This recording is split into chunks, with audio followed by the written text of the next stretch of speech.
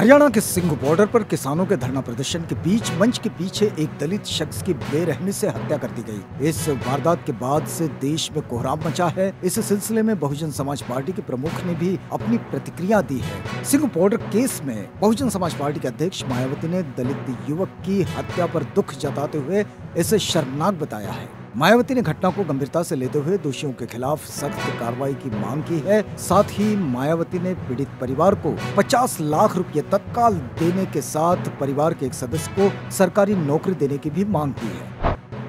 मायावती ने बीती शाम छत्तीसगढ़ के जशपुर जिले में दुर्गा प्रतिमा विसर्जन के दौरान हुई घटना पर वहां की कांग्रेस सरकार को निशाने पर लिया है। बहुजन समाज पार्टी के प्रमुख मायावती ने ट्वीट कर लिखा, दिल्ली सिंघ बॉर्डर पर पंजाब के एक दलित युवक की नृशंस हत्या अति दुखद व शर्मनाक है। पुलिस घटना को गंभीरता से लेते हुए दोषियों के विरुद्ध सख्त कार्रवाई करे तथा पंजाब के सीएम भी लखीमपुर खीरी की तरह पीड़ित परिवार को 50 लाख रुपए की मदद और सरकारी नौकरी दे। बीएसपी की ये मांग है।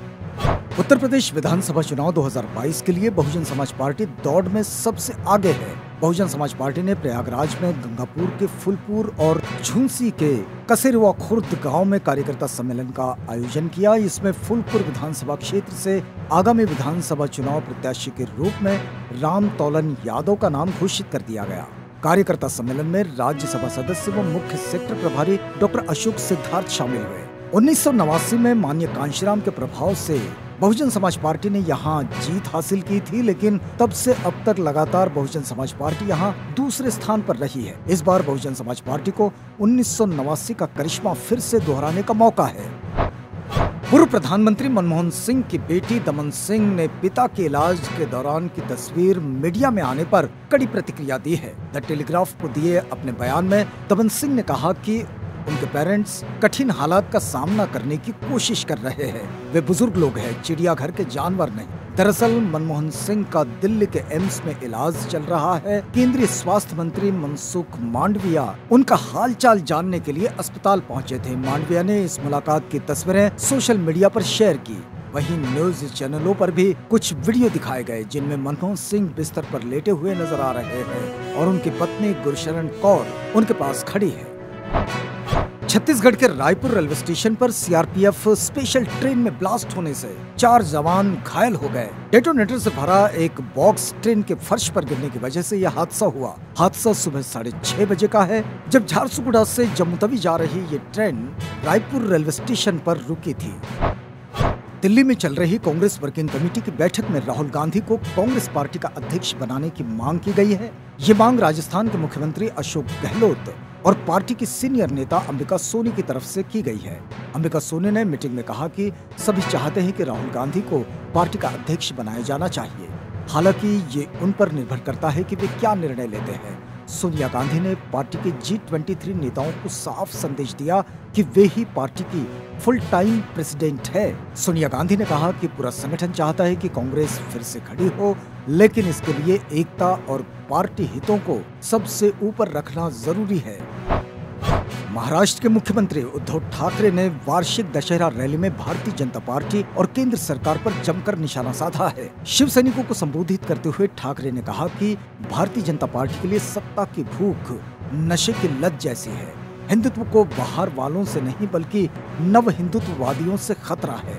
साथ ही उनसे भी है जिन्होंने सत्ता हासिल करने के लिए हिंदुत्व की विचारधारा का इस्तेमाल किया। आगे वे बांटो और राज करो की नीति को अपनाएंगे। कांग्रेस अध्यक्ष सोनिया गांधी ने अर्थव्यवस्था की स्थिति को लेकर सरकार पर निशाना साधा है और कहा कि सरकार अर्थव्यवस्था को पटरी पर लाने का सिर्फ एक ही उपाय जानती है और वो ये है कि उन राष्ट्रीय संपत्तियों को बेचना जिनको बनाने में दशकों का समय लगा है। सोनिया गांधी ने आरोप लगाया, मोदी सरकार का एक सूत्री एजेंडा बेचो बेचो और बेचो है। देश में किसी ने कल्पना भी नहीं की थी कि पेट्रोल की कीमत 100 रुपये प्रति लीटर, गैस सिलेंडर का दाम 900 रुपये से अधिक और खाने के तेल की कीमत 200 रुपये के पार चली जाए। इससे लोगों के जीवन पर असहनीय बोझ पड़ रहा है। सुप्रीम कोर्ट में एक याचिका दायर कर उस लंबित जनहित याचिका पर तत्काल सुनवाई का अनुरोध किया गया है, जिसमें दिल्ली की सीमाओं पर प्रदर्शनकारियों को हटाने की मांग की गई है। ये याचिका तब दायर की गई जब एक दिन पहले सिंघू सीमा पर किसान प्रदर्शन स्थल पर पंजाब के तरनतारन के रहने वाले लखबीर सिंह की बेरहमी से हत्या की गई। उसके शरीर पर धारदार हथियारों से 10 घावों के निशान थे और इस घटना के लिए निहंगों के एक समूह को जिम्मेदार ठहराया जा रहा है।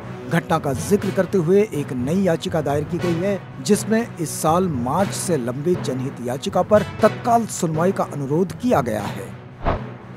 कांग्रेस के वरिष्ठ नेता और छत्तीसगढ़ प्रभारी पीएल पुनिया ने दावा किया कि राष्ट्रीय स्वयंसेवक संघ और सत्तारूढ़ भारतीय जनता पार्टी के बीच समन्वय की कमी है। संघ प्रमुख मोहन भागवत के दशहरे के मौके पर दिए गए भाषण का जिक्र करते हुए कांग्रेस नेता ने दावा किया, आरएसएस और बीजेपी के नेतृत्व वाली केंद्र सरकार में असंतुलन देखने को मिल रहा है।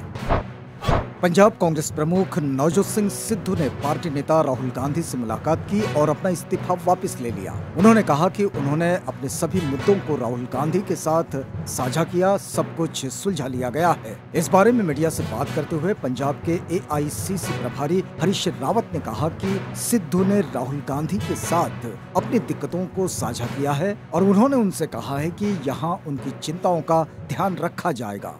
उन्होंने अपना इस्तीफा वापस ले लिया है और अब वे पंजाब कांग्रेस कमेटी के अध्यक्ष के रूप में अपने कर्तव्यों को फिर से शुरू करेंगे।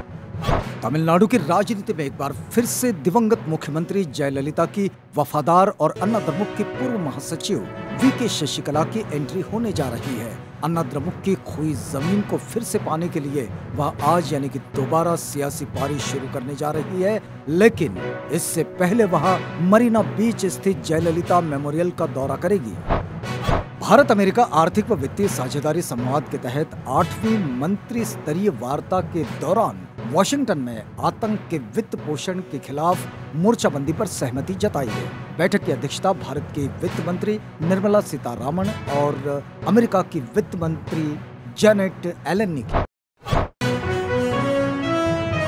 अंतर्राष्ट्रीय स्पेस स्टेशन को चुनौती देते हुए चीन ने अंतरिक्ष में अपना एक और शेंझू 13 मिशन लॉन्च कर दिया है। इस मिशन का उद्देश्य चीनी स्पेस स्टेशन को अगले 6 महीने तक ऑपरेट करना है, साथ ही वहां पर स्पेस स्टेशन के काम को पूरा करना है। इस मिशन के तहत चीन ने शेंझू 13 अंतरिक्ष यान को रात 12:25 पर लॉन्ग मार्च 2 से रवाना किया है। यह अंतरिक्ष यान 6 घंटे के अंदर ही अंतरिक्ष स्टेशन तियान के साथ जुड़ गया और अपना मिशन शुरू कर दिया।